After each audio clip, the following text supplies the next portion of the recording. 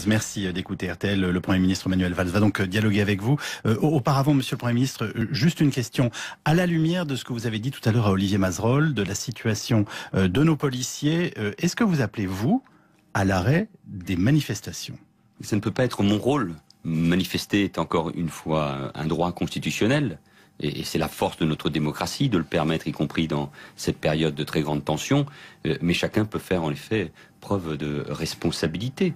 Un projet de loi, en l'occurrence la loi travail portée par Myriam El Khomri, a été adopté par l'Assemblée nationale. Le débat va se poursuivre au Sénat, puis ensuite de nouveau à l'Assemblée nationale. Il faut respecter aussi ce temps démocratique. Mais vous dites aux organisateurs, vous avez une responsabilité. Réformistes, je pense à la CFDT, à l'UNSA, à la CFTC, à la CFE-CGC, ont bâti un compromis avec le gouvernement. Il y a moins de monde aujourd'hui dans la rue, donc que chacun prenne ses responsabilités. Et en même temps, je ne veux pas confondre, je le dis encore une fois, les manifestants, les syndicalistes, avec ceux qui commettent ces violences inacceptables à l'égard des policiers. Alors justement, Irène nous appelle de Bondy en Seine-Saint-Denis. Elle a une question à vous poser, notamment concernant les forces de l'ordre et les forces de police. Bonjour Irène. Bonjour Yves Calvi. Merci. Bonjour monsieur Valls. Merci Bonjour, d'écouter madame. RTL. Vous pouvez dialoguer directement avec le Premier ministre. Bonjour. Alors je voudrais vous dire, je suis une démocrate convaincue et le droit de grève est fondamental. Seulement moi, je suis en train de me demander est-ce qu'on est obligé d'autoriser une manifestation le mardi, le jeudi, le samedi ou le dimanche, comme on a vu là ces derniers temps, plus la nuit debout, etc. Je me dis à un moment, nos forces de police elles vont être épuisées et quand va arriver l'euro, le 10 et on sait que la menace terroriste est là, c'est pour ça qu'on est en état d'urgence. Je me dis est-ce qu'on est obligé d'autoriser toutes ces manifestations? Est-ce qu'on peut pas se cantonner à une importante par semaine, je sais pas, mais on peut pas faire ça parce que là on voit bien qu'ils sont épuisés. En plus, ça donne une image absolument déplorable de notre pays et les gens là qui vont venir aussi pour l'euro, ils se disent bah ils vont tenir le coup, ils vont arriver à maintenir l'ordre, etc. Qu'est-ce que vous en pensez? Est-ce qu'on est obligé de dire oui à toutes les demandes? Nous sommes dans un état de droit, madame, même si je comprends parfaitement votre question. Si nous décidions d'interdire un certain nombre de manifestations, la justice administrative, mettrait en cause, casserait cette décision. Donc, votre question, elle est juste. C'est au fond une forme d'appel à ceux qui organisent régulièrement ces manifestations. Encore une fois, cette semaine, vous venez de le rappeler, une manifestation mardi, une autre aujourd'hui. Je ne vois pas quel est véritablement le but aujourd'hui. Je le rappelle. Le texte de loi a été adopté par l'Assemblée nationale. Et puis en même temps, vous avez raison, cela nécessite à chaque fois un engagement très important des forces de l'ordre, même si je veux rappeler que les incidents très graves de hier ont eu lieu alors qu'il n'y avait pas de manifestation. C'était une manifestation interdite, à laquelle faisaient face une nouvelle fois les policiers. Mais chacun doit faire preuve de responsabilité. Et en effet, la tâche des policiers et des gendarmes est difficile. Il y a de nombreuses missions. Dans quelques jours, dans quelques semaines, nous allons accueillir l'Euro de foot. Et les policiers sont fatigués, 327 policiers et gendarmes ont été blessés depuis le début des manifestations, dont plus de 170 rien qu'à Paris. Cela montre bien la difficulté. Donc moi j'en appelle encore une fois, mais modestement, à la responsabilité des organisateurs des manifestations. Il n'y a vraiment aucune position intermédiaire qui soit concevable. C'est comme le suggère Irène, c'est-à-dire, je ne sais pas, peut-être 1 ou 2 jours peuvent être bloqués pour les manifestations avec un encadrement spécifique. Enfin, la question d'Irène. Et moi, je suis prêt à toutes les discussions avec les responsables syndicaux, mais encore une fois, dans le cadre d'un état de droit, il est très difficile d'imposer à ceux qui veulent manifester, à ceux qui déposent une autorisation de manifestation, il est très difficile de leur interdire ces manifestations. Il n'y a que la responsabilité collective qui puisse s'imposer. Irène, qui vous interrogeait, était professeur en Seine-Saint-Denis, et maintenant c'est Charles qui est chef d'entreprise et qui nous appelle de Quimper, dans le Finistère, qui vous interroge, Manuel Valls. Bonjour Charles.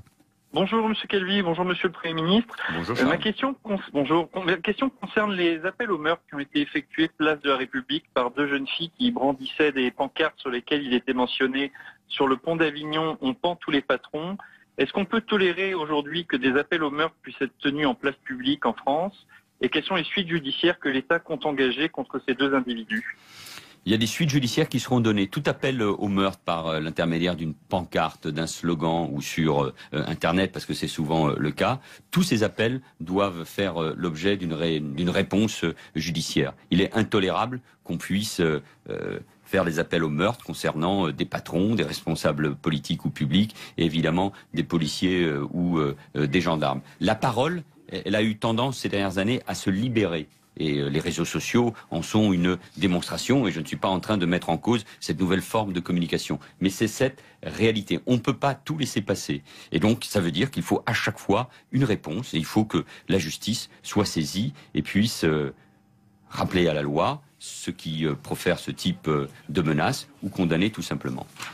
Merci beaucoup de nous avoir appelé, Charles, pour cette question. Je voyais une question posée par un auditeur au 64 900 Code Matin, Manuel Valls. Pourquoi ne pas interdire par décret de manifester le visage couvert, capuche, cagoule, masque? On pourrait ainsi repérer les casseurs, car les manifestants n'ont pas honte de montrer leur visage. C'est quelque chose qui revient très souvent, j'ai envie de vous dire, dans le grand public et dans les questions que l'on se pose concernant ces manifestants. Mais c'est le cas. On ne peut pas aujourd'hui, en effet, se promener dans la rue avec le visage couvert, mais vous comprenez bien que ces individus s'affranchissent de ces règles. Et c'est la raison pour laquelle il faut qu'il y ait des interpellations, et ça rend d'autant plus difficile le travail de la police et ensuite de la justice en termes d'identification. Nous allons donner maintenant la parole à Christophe qui nous appelle du département de la Haute-Saône. Bonjour Christophe. Bonjour Yves Calvi. Bonjour Monsieur le Premier ministre. Bonjour.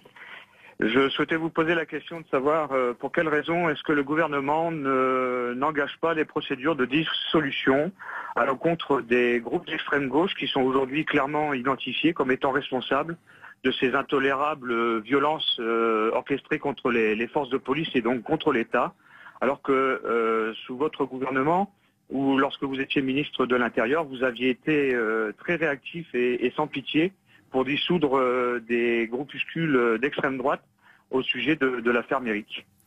Mais tous les groupes, quand ils sont constitués d'extrême droite ou de l'islamisme radical, peuvent faire l'objet d'une procédure de dissolution. Mais là, il ne s'agit pas de groupes constitués. S'il y a le moindre groupe constitué qui se livre à ces violences, il peut parfaitement faire l'objet, en effet, d'une procédure de dissolution, qui est longue par ailleurs, et qui passe, en fin de compte, pour conclure à sa dissolution en Conseil des ministres. Mais là, il ne s'agit pas de groupes constitués. Il s'agit de groupes spontanés, organisés parfois sur les réseaux. On voit bien ce qui peut se passer autour de Nantes et de Rennes avec les Alice. Mais il n'y a pas de groupe proprement constitué, d'une organisation proprement constituée. Le criminologue Alain Boer expliquait hier encore qu'en revanche, s'il n'y a pas de groupe constitué au sens politique du terme, ces groupes radicaux sont quand même parfaitement identifiés et qu'on connaît les meneurs. Ce ne sont ni les partis politiques, ni les associations, mais on connaît beaucoup de ces organisateurs, de ces meneurs. Pas toujours, parce que parfois il y a un mélange, et on l'a vu encore à Paris, d'un certain nombre d'individus qui peuvent venir de la mouvance de l'ultra-gauche, mélanger aussi avec des casseurs qui viennent d'un certain nombre de nos quartiers populaires. Donc les choses sont différentes selon les villes.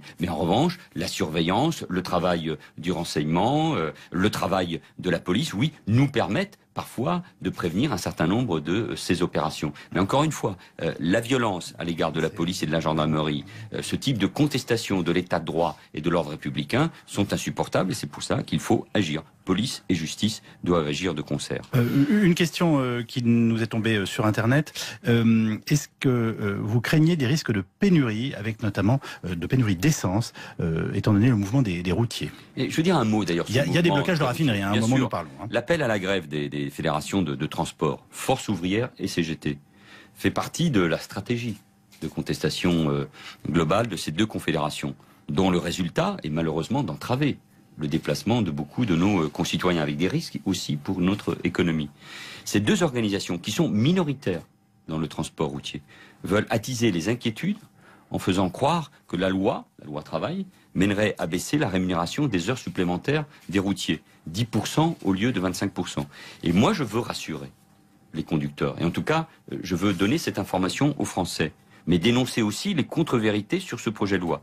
Il n'y a pas de conséquences sur la rémunération des routiers, sauf accord de branche signé par une majorité des organisations syndicales. Les heures de conduite supplémentaires des routiers resteront payer 25% de plus. Donc il n'y a aucune raison de s'inquiéter, donc il n'y a aucune raison de manifester, donc il n'y a aucune raison de bloquer des raffineries, des ports, des aéroports. Et je demande à chacun de faire preuve de responsabilité. Et je demande encore une nouvelle fois à la CGT de faire preuve de responsabilité sur ce dossier-là et de dire la vérité, et en tout cas de lire le projet de loi. Si tel est le cas et qu'ils maintiennent les barrages, vous faites dégager les accès? Mais bien sûr, parce que l'accès au port, l'accès aux centres névralgiques économiques, l'accès aux aéroports, aujourd'hui, doit être possible. Et donc, on ne peut pas tolérer, encore une fois, ces barrages, même si c'est une difficulté supplémentaire pour les forces de l'ordre. Olivier Mazerolles, sur la rémunération des routiers, je ne comprends pas bien. Votre projet de loi prévoit la priorité aux négociations à l'intérieur des entreprises.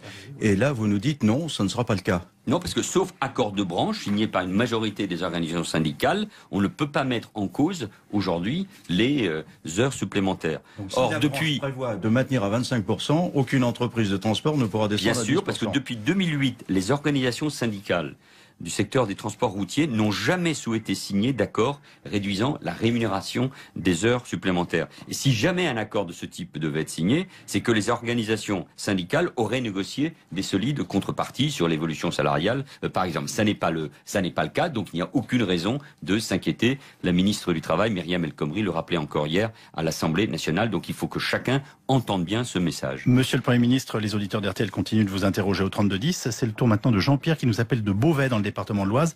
Bonjour Jean-Pierre, vous voulez interroger le Premier ministre sur le handicap. Oui, bonjour Monsieur le Premier ministre. Il va y avoir une conférence par rapport au handicap et il y a un problème qui est très très récurrent. C'est que moi je suis handicapé visuel et comme beaucoup d'handicapés, on est obligé de repasser tous les 5 ans devant une commission alors qu'on a un handicap définitif et ça devient très très lourd. De plus, vous avez le problème suivant aussi pour l'allocation aux adultes handicapés. Quand vous êtes salarié, vous êtes obligé de faire une déclaration tous les 3 mois et c'est très très lourd. Quand pourra-t-on légiférer pour nous éviter ce type de problème parce que c'est très très lourd? Le Premier ministre. Nous aurons dans un instant cette grande conférence sur le handicap à l'Élysée. D'où l'appel de Jean-Pierre. Après une réunion que nous aurons aussi au moment où je vous quitterai ici avec le Président de la République pour faire le point sur la disparition de cet avion reliant la France à l'Égypte. Et le Président de la République aura l'occasion de faire un certain nombre d'annonces. Moi, je suis très sensible à cet appel. Il y a trop d'entraves encore, malgré les efforts qui ont été faits d'ailleurs depuis des années, quels que soient les gouvernements. Trop d'entraves administratives, trop de problèmes administratifs pour ceux qui souffrent d'un handicap particulièrement lourd comme celui de votre auditeur. Donc il y aura toute une série d'annonces, je ne vais pas y revenir dans le détail, qui doivent permettre là aussi pour l'accueil à l'école, pour la simplification des démarches, d'aller dans le sens de ce que demande votre auditeur. Pour la simplification des démarches. Bonjour Hervé. Oui, bonjour Yves Calvi. Vous nous appelez de Saint-Brieuc dans les Côtes-d'Armor. Manuel Valls vous écoute. Bonjour Monsieur le Premier ministre. Déjà une pensée à nos 2 policiers qui ont été molestés hier. C'est catastrophique pour la France. Moi je vous appelle concernant le RSI, le régime social des indépendants. Aujourd'hui avec des erreurs catastrophiques puisqu'on dénombre aujourd'hui plus de 450 000 erreurs qui ont été effectuées avec le RSI à cause du RSI et avec des dizaines et des dizaines de suicides. Que fait-on de ce erreurs régime? Sur les cotisations des indépendants, hein? Oui, tout à fait. Donc aujourd'hui, il y a des dizaines de personnes qui se sont suicidées à cause d'un ordinateur qui s'appelle SNV2, qui est un ordinateur de l'URSSAF, que ne comprend pas le RSI. Que fait-on aujourd'hui de ce régime, puisqu'on dénombre aujourd'hui plus de 450 000 erreurs sur 8 ans? La réforme du RSI est en marche, est en cours, suite à un rapport parlementaire. Vous savez qu'il y avait un débat, soit on réforme le RSI, soit on l'adosse au régime général. Le choix qui a été fait, c'est de garder le RSI, mais de le réformer pour empêcher toute une série d'erreurs. C'est vrai qu'il y a, de la part d'un certain nombre d'entrepreneurs, d'indépendants, de commerçants, beaucoup d'angoisses qui peuvent mener, y compris à ces suicides qui viennent d'être évoqués. Donc je connais parfaitement le drame que peuvent vivre ces personnes. Donc l'idée, c'est de faire en sorte que et les logiciels et l'administration gagnent en efficacité. Des efforts ont été faits. Je pense que les choses sont plutôt bien engagées, mais il reste du travail. Une dernière question avant de nous séparer, Monsieur le Premier ministre. On vient d'apprendre que le vol d'Égyptaire disparu ce matin avait émis un message de détresse avant de disparaître des radars. On sait désormais que 15 Français étaient à bord. Est-ce que vous avez depuis reçu des informations ou des éléments que vous puissiez porter à notre connaissance? Non, je n'ai pas eu plus d'informations. Je suis attentif aussi à ce qu'on puisse donner ces informations d'abord aux familles. Et la réunion autour du président de la République dans un instant à l'Élysée permettra sans aucun doute d'avoir plus d'éléments. Une enquête va être ouverte. Et vous savez qu'elles sont longues concernant les disparitions des avions, mais toute la transparence, toute la vérité sera faite. C'est ce que nous devons bien sûr aux familles des victimes probables de cet avion. Et nous saurons par exemple s'il y a eu des failles dans la sécurité à Roissy, dans notre aéroport international. Mais je ne l'envisage pas, mais la question se posera forcément. Ça serait dans l'hypothèse d'un attentat, s'il y a eu des failles. Donc attendons d'avoir tous les éléments. Aucune hypothèse ne peut être bien sûr écartée, mais laissons le temps nécessaire pour avoir tous les éléments qui permettront de savoir quelles sont les raisons de cette disparition. Mais encore une fois, aucune hypothèse ne peut être écartée. Merci beaucoup Manuel Valls d'être venu dialoguer ce matin avec Olivier Mazerolles, puis avec les auditeurs d'RTL. Bonne journée, vous allez rejoindre votre réunion. Merci beaucoup. Merci beaucoup. À chaque fois, un engagement très important des forces de l'ordre, même si je veux rappeler que les incidents très graves de hier ont eu lieu alors qu'il n'y avait pas de manifestation. C'était une manifestation interdite, à laquelle faisaient face une nouvelle fois les policiers. Mais chacun doit faire preuve de responsabilité. Et en effet, la tâche des policiers et des gendarmes est difficile. Il y a de nombreuses missions. Dans quelques jours, dans quelques semaines, nous allons accueillir l'Euro de foot. Et les policiers sont fatigués. 327 policiers et gendarmes ont été blessés depuis le début des manifestations, dont plus de 170 rien qu'à Paris. Cela montre bien la difficulté. Donc moi j'en appelle encore une fois, mais modestement, à la responsabilité des organisateurs des manifestations. Il n'y a vraiment aucune position intermédiaire qui soit concevable. C'est comme le suggère Irène, c'est-à-dire, je ne sais pas, peut-être 1 ou 2 jours peuvent être bloqués pour les manifestations avec un encadrement spécifique. Enfin, la question d'Irène. Et moi je suis prêt à toutes les discussions avec les responsables syndicaux, mais encore une fois, dans le cadre d'un état de droit, il est très difficile d'imposer à ceux qui veulent manifester, à ceux qui déposent une autorisation de manifestation, il est très difficile de leur interdire ces manifestations. Il n'y a que la responsabilité collective qui puisse s'imposer. Irène, qui vous interrogeait, était professeur en Seine-Saint-Denis, et maintenant c'est Charles qui est chef d'entreprise et qui nous appelle de Quimper, dans le Finistère, qui vous interroge, Manuel Valls. Bonjour Charles. Bonjour Monsieur Calvi, bonjour Monsieur le Premier ministre. Bonjour Charles. Ma question concerne les appels au meurtre qui ont été effectués place de la République par 2 jeunes filles qui brandissaient des pancartes sur lesquelles il était mentionné sur le pont d'Avignon, on pend tous les patrons. Est-ce qu'on peut tolérer aujourd'hui que des appels au meurtre puissent être tenus en place publique en France? Et quelles sont les suites judiciaires que l'État compte engager contre ces 2 individus? Il y a des suites judiciaires qui seront données. Tout appel au meurtre par l'intermédiaire d'une pancarte, d'un slogan ou sur Internet, parce que c'est souvent le cas, tous ces appels doivent faire l'objet d'une réponse judiciaire. Il est intolérable qu'on puisse faire des appels au meurtre concernant des patrons, des responsables politiques ou publics, et évidemment des policiers ou des gendarmes. La parole, elle a eu tendance ces dernières années à se libérer. Et les réseaux sociaux en sont une démonstration, et je ne suis pas en train de mettre en cause cette nouvelle forme de communication. Mais c'est cette réalité. On ne peut pas tout laisser passer. Et donc, ça veut dire qu'il faut à chaque fois une réponse, et il faut que la justice soit saisie et puisse rappeler à la loi ceux qui profèrent ce type de menaces ou condamner tout simplement. Merci beaucoup de nous avoir appelé, Charles, pour cette question. Je voyais une question posée par un auditeur au 64 900 code matin, Manuel Valls. Pourquoi ne pas interdire par décret de manifester le visage couvert, capuche, cagoule, masque? On pourrait ainsi repérer les casseurs, car les manifestants n'ont pas honte de montrer leur visage. C'est quelque chose qui revient très souvent, j'ai envie de vous dire, dans le grand public et dans les questions que l'on se pose concernant ces manifestants. Mais c'est le cas. On ne peut pas aujourd'hui, en effet, se promener dans la rue avec le visage couvert, mais vous comprenez bien que ces individus s'affranchissent de ces règles. Et c'est la raison pour laquelle il faut qu'il y ait des interpellations, et ça rend d'autant plus difficile le travail de la police et ensuite de la justice en termes d'identification. Nous allons donner maintenant la parole à Christophe qui nous appelle du département de la Haute-Saône. Bonjour Christophe. Bonjour Yves Calvi. Bonjour Monsieur le Premier ministre. Bonjour. Je souhaitais vous poser la question de savoir pour quelles raisons est-ce que le gouvernement n'engage pas les procédures de dissolution à l'encontre des groupes d'extrême gauche qui sont aujourd'hui clairement identifiés comme étant responsables de ces intolérables violences orchestrées contre les forces de police et donc contre l'État, alors que sous votre gouvernement, ou lorsque vous étiez ministre de l'Intérieur, vous aviez été très réactif et sans pitié pour dissoudre des groupuscules d'extrême droite au sujet de l'affaire Méric. Mais tous les groupes, quand ils sont constitués d'extrême droite ou de l'islamisme radical, peuvent faire l'objet d'une procédure de dissolution. Mais là, il ne s'agit pas de groupes constitués.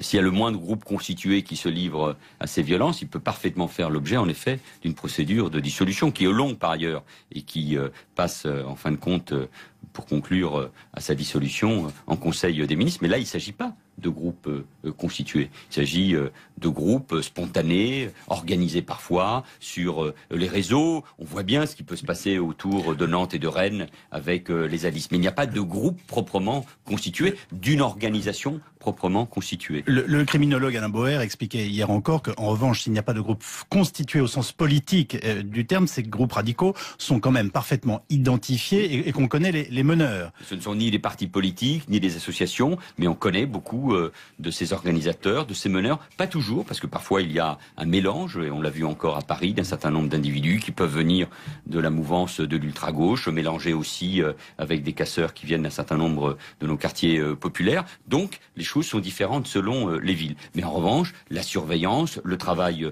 du renseignement, le travail de la police, oui, nous permettent parfois de prévenir un certain nombre de ces opérations. Mais encore une fois, la violence à l'égard de la police et de la gendarmerie, il faut que chacun entende bien ce message. Monsieur le Premier ministre, les auditeurs d'RTL continuent de vous interroger au 3210. C'est le tour maintenant de Jean-Pierre qui nous appelle de Beauvais dans le département de l'Oise. Bonjour Jean-Pierre, vous voulez interroger le Premier ministre sur le handicap. Oui, bonjour Monsieur le Premier ministre. Il va y avoir une conférence par rapport au handicap et il y a un problème qui est très très récurrent. C'est que moi je suis handicapé visuel et comme beaucoup d'handicapés, on est obligé de repasser tous les 5 ans devant une commission alors qu'on a un handicap définitif et ça devient très très lourd. De plus, vous avez le problème suivant aussi pour l'allocation aux adultes handicapés. Quand vous êtes salarié, vous êtes obligé de faire une déclaration tous les 3 mois et c'est très très lourd. Quand pourra-t-on légiférer pour nous éviter ce type de problème parce que c'est très très lourd? Le Premier ministre vous répond. Nous aurons dans un instant cette grande conférence sur le handicap à l'Élysée. D'où l'appel de Jean-Pierre. Après une réunion que nous aurons aussi au moment où je vous quitterai ici avec le Président de la République pour faire le point sur la disparition de cet avion reliant la France à l'Égypte. Et le Président de la République aura l'occasion de faire un certain nombre d'annonces. Moi je suis très sensible à cet appel. Il y a trop d'entraves encore, malgré les efforts qui ont été faits d'ailleurs depuis des années, quels que soient les gouvernements, trop d'entraves administratives, trop de problèmes administratifs pour ceux qui souffrent d'un handicap particulièrement lourd comme celui de votre auditeur. Donc il y aura toute une série d'annonces, je ne vais pas y revenir dans le détail, qui doivent permettre là aussi pour l'accueil à l'école, pour la simplification des démarches, d'aller dans le sens de ce que demande votre auditeur. Pour la simplification des démarches. Bonjour Hervé. Oui, bonjour, Henri Cavi. Vous nous appelez de Saint-Brieuc dans les Côtes-d'Armor. Manuel Valls vous écoute. Bonjour, Monsieur le Premier ministre. Déjà une pensée à nos 2 policiers qui ont été molestés hier. C'est catastrophique pour la France. Moi, je vous appelle concernant le RSI, le régime social des indépendants. Aujourd'hui, avec des erreurs catastrophiques, puisqu'on dénombre aujourd'hui plus de 450 000 erreurs qui ont été effectuées avec le RSI, à cause du RSI, et avec des dizaines et des dizaines de suicides. Que fait-on de ce erreurs régime? Sur les cotisations des indépendants, hein? Oui, tout à fait. Donc aujourd'hui, il y a des dizaines et des dizaines de personnes qui se sont suicidées à cause d'un ordinateur qui s'appelle SNV2, qui est un ordinateur de l'URSSAF, que ne comprend pas le RSI. Que fait-on aujourd'hui de ce régime, puisqu'on dénombre aujourd'hui plus de 450 000 erreurs sur 8 ans?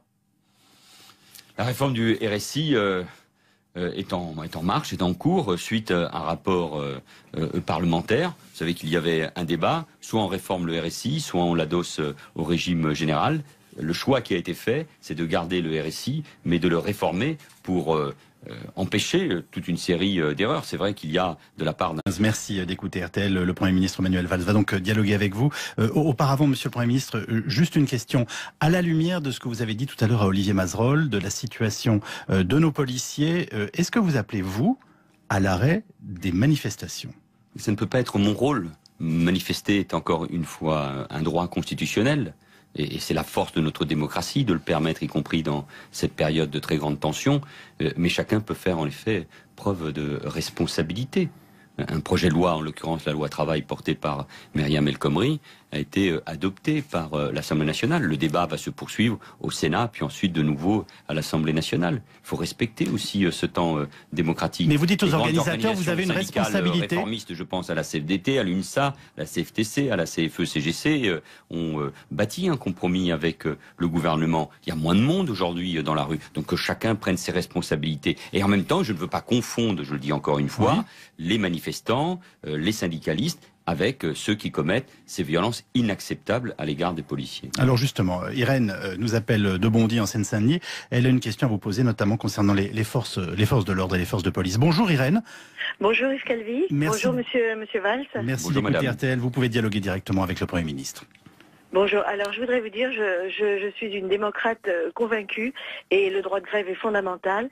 Seulement, moi, je suis en train de me demander est-ce qu'on est obligé d'autoriser une manifestation le mardi, le jeudi, le samedi ou le dimanche, comme on a vu là ces derniers temps, plus la nuit debout, etc. Je me dis à un moment, nos forces de police elles vont être épuisées et quand va arriver l'euro le 10 et on sait que la menace terroriste est là, c'est pour ça qu'on est en état d'urgence. Je me dis, est-ce qu'on est obligé d'autoriser toutes ces manifestations? Est-ce qu'on peut pas se cantonner à une importante par semaine, je sais pas, mais on peut pas faire ça parce que là on voit bien qu'ils sont épuisés. En plus, ça donne une image absolument déplorable de notre pays et les gens là qui vont venir aussi pour l'euro, ils se disent ils vont tenir le coup, ils vont arriver à maintenir l'ordre, etc. Qu'est-ce que vous en pensez? Est-ce qu'on est obligé de dire oui à toutes les demandes? Nous sommes dans un état de droit, madame, même si je comprends parfaitement votre question. Si nous décidions d'interdire un certain nombre de manifestations, la justice administrative, mettrait en cause, casserait cette décision. Donc, votre question, elle est juste. C'est au fond une forme d'appel à ceux qui organisent régulièrement ces manifestations. Encore une fois, cette semaine, vous venez de le rappeler, une manifestation mardi, une autre aujourd'hui. Je ne vois pas quel est véritablement le but aujourd'hui. Je le rappelle. Le texte de loi a été adopté par l'Assemblée nationale. Et puis en même temps, vous avez raison, cela nécessite ce type de contestation de l'état de droit et de l'ordre républicain sont insupportables et c'est pour ça qu'il faut agir. Police et justice doivent agir de concert. Une question qui nous est tombée sur Internet. Est-ce que vous craignez des risques de pénurie, avec notamment de pénurie d'essence, étant donné le mouvement des routiers? Et je veux dire un mot d'ailleurs. Il y a des blocages de raffinerie, à un moment nous parlons. L'appel à la grève des fédérations de transport, Force ouvrière et CGT, fait partie de la stratégie de contestation globale de ces deux confédérations, dont le résultat est malheureusement d'entraver le déplacement de beaucoup de nos concitoyens, avec des risques aussi pour notre économie. Ces deux organisations, qui sont minoritaires dans le transport routier, veulent attiser les inquiétudes en faisant croire que la loi travail, mènerait à baisser la rémunération des heures supplémentaires des routiers, 10% au lieu de 25%. Et moi, je veux rassurer les conducteurs. Et en tout cas, je veux donner cette information aux Français, mais dénoncer aussi les contre-vérités sur ce projet de loi. Il n'y a pas de conséquences sur la rémunération des routiers, sauf accord de branche signé par une majorité des organisations syndicales. Les heures de conduite supplémentaires des routiers resteront payées 25% de plus. Donc il n'y a aucune raison de s'inquiéter, donc il n'y a aucune raison de manifester, donc il n'y a aucune raison de bloquer des raffineries, des ports, des aéroports. Et je demande à chacun de faire preuve de responsabilité. Et je demande encore une nouvelle fois à la CGT de faire preuve de responsabilité sur ce dossier-là et de dire la vérité et en tout cas de lire le projet de loi. Si tel est le cas et qu'ils maintiennent les barrages, vous faites dégager les accès? Mais bien sûr, parce que par la police. L'accès aux ports, l'accès aux centres névralgiques économiques, l'accès aux aéroports, aujourd'hui, doit être possible. Et donc, on ne peut pas tolérer, encore une fois, ces barrages, même si c'est une difficulté supplémentaire pour les forces de l'ordre. Olivier Mazerolles, sur la rémunération des routiers, je ne comprends pas bien. Votre projet de loi prévoit la priorité aux négociations à l'intérieur des entreprises.